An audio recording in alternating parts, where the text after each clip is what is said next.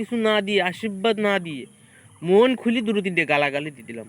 তারিখ কালকে রেজাল্ট এসে, তো সে শালা A+ পাইছে। তাই ফোন তো নমস্কার বন্ধুরা, কেমন আছো সবাই? আশা করি সবাই ভালো আছো, আর আমিও ভালো আছি। তো আজকে এদের জন্য ক্যামেরা চালু করা, সেটা হচ্ছে এই যে আমি একজনকে আশীর্বাদ করিলাম, প্রচণ্ড পরিমাণে খুশি হয়েই তাকে আশীর্বাদ করিলাম। এবার কিছুদিন পড়াইলাম, তা সে SSC পরীক্ষা দেশে, তা সে SSC পরীক্ষা দেবে। তা SSC পরীক্ষা দেওয়া শুরুর দিনকে, তার আগের দিনকে এরকম আমার সাথে দেখা হয়েছে, মানে আমার এখানে এসেছে। আইসি বলতেছে, দাদা এরকম তো কালকের পরীক্ষা, তাহলে একটু আশীর্বাদ করি নে, আর হচ্ছে আমার সাথে একটু জাতিবে না কিন্তু ভালো। তার মানে ঠিক আছে, হ্যাঁ যাওয়া যাবে না। তা আমার পায়ে সাবাই দিয়ে একটু মানে সাবা দিল, আমি আবার একটু আশীর্বাদ করলাম। তা বলতেছে কি, তা পরীক্ষার জন্য যার যার কাছে গেছি সবাই সাবা দিছি, প্রণাম করেছি, সবাই আশীর্বাদ দিয়েছে, আশীর্বাদ স্বরূপ আবার কেউ কেউ টাকা পয়সা দিয়েছে, তা তুমি কিছু দাও। আমি ভাই মানে সম্পর্ক ভালোবাসাতে এত বেশি যে টাকা পয়সা কোনো কিছু না দিয়ে, আশীর্বাদ না দিয়ে মন খুলি দুটো তিনটে গালাগালি দিয়ে দিলাম।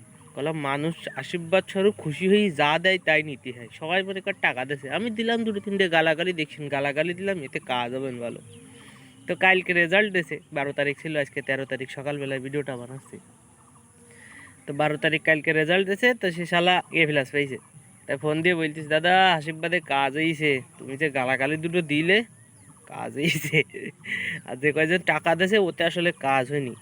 ওতে কাজ হয়েছে কি, পরীক্ষা শেষে ওই যে পাশে যে মাই ছেলেপিলেরা করা বসিল, বুকের সাথে একটু পার্কে মার্কে ক্যাফেতে, সেই ক্যাফেতে একটু যাওয়া হয়েছে, কিন্তু কাজ হয়েছে গালাগালিতে।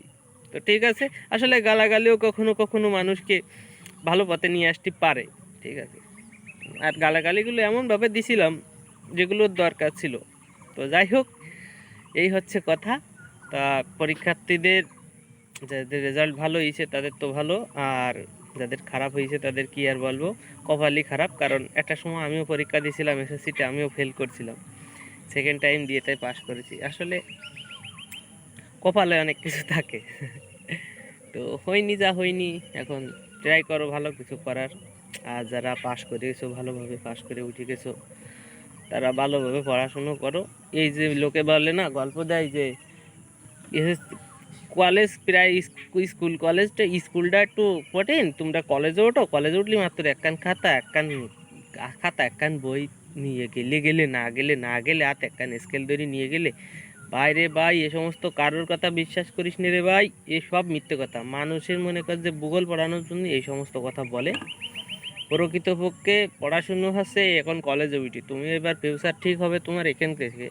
তুমি এখানে যে যত সুন্দর করে পড়তে পারবা, যে যত ভালোভাবে পড়বা, যে যত ভালো রেজাল্ট করবা, ইন ফিউচারে যাই ভালো ভালো ইউনিভার্সিটি, ভালো ভালো জায়গায়, ভালো ভালো বড় বড় কলেজে তুমি পড়ার সুযোগ পাবা, ঠিক আছে।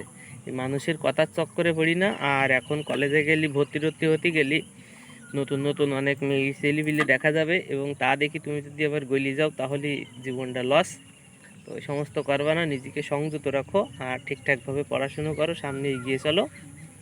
ধন্যবাদ। আজকের এই ভিডিও এই পর্যন্তই। আমি এখন যাচ্ছি টিউশনি করাতে। তো মনে করলাম রাস্তার থেকে ভিডিওটা বানাইয়েই ফেলি। তো ভাই ভিডিও বানানো হয়ে গেছে, এখন আমি যাচ্ছি টিউশনি করাতে। তো আজকের এই পর্যন্তই, ধন্যবাদ।